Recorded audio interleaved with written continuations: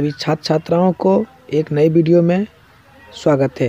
तो आज हम लेकर आए हैं हिंदी का श्रम विभाजन और जाति प्रथा।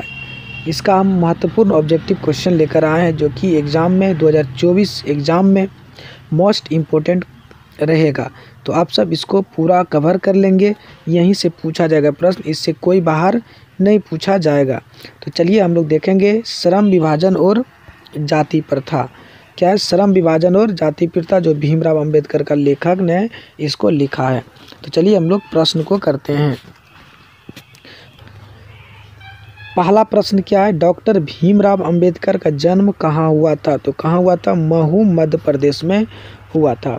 दूसरा प्रश्न है, भारतीय संविधान का निर्माता किसे कहा जाता है? तो किसे कहा जाता है? भीमराव अंबेडकर को। ठीक है साथियों, चलिए अगला प्रश्न कि भारत में जाति प्रथा का मुख्य कारण क्या था? तो भारत में जो जाति प्रथा का मुख्य कारण था वो था बेरोजगारी। बेरोजगारी के कारण ही जाति प्रथा होता है। तो चलिए अगला प्रश्न हम लोग 4 नंबर देखते हैं। अगला प्रश्न है, चौथा नंबर प्रश्न है, जाति प्रथा स्वाभाविक विभाजन नहीं है, क्यों? क्योंकि यह है रुचि पर आधारित नहीं होने के कारण, रुचि इस पे नहीं रहता है। चलिए अगला प्रश्न कहा गया, मानव मुक्ति के पुरोध किसे कहा जाता है? तो भीमराव अंबेडकर को कहा जाता है। तो चलिए अगला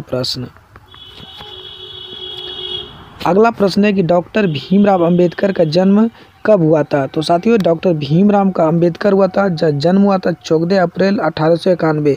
तो इस दिन हमारा सिंधिया सुपर 30 का भी उद्घाटन हुआ था, तो ये भी याद रखेंगे आप। चलिए अगला प्रश्न कर रहे, श्रम विभाजन और जाति प्रथा का लेखक कौन था? तो श्रम विभाजन और जाति प्रथा का लेखक कौन है? तो इसका हम क्या बताए थे?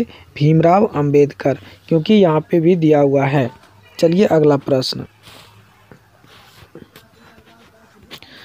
प्रश्न कह रहा है कि आदर्श समाज स्वतंत्रता, समानता, प्रभुत्व पर आधारित होगा, यह किसने कहा था? तो किसने कहा था? भीमराव अंबेडकर ने कहा था। तो चलिए अगला प्रश्न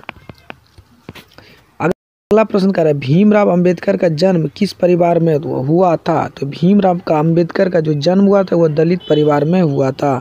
चलिए अगला प्रश्न कह रहा है, भारत की राष्ट्रीय क्षमता का पूर्ण विकास किस व्यवस्था में संभव है? तो किस व्यवस्था में? समाजवादी व्यवस्था में संभव है। चलिए अगला प्रश्न 11वां देखते हैं हम लोग।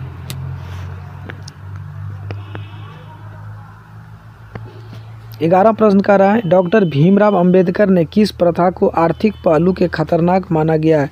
तो किस प्रथा को? जाति प्रथा को माना गया है।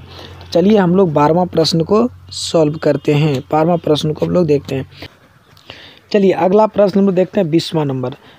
अगला प्रश्न कह रहा है 20 नंबर कि आधुनिक मनु किसे कहा जाता है? तो आधुनिक मनु कहा जाता है डॉक्टर भीमराव अंबेडकर को।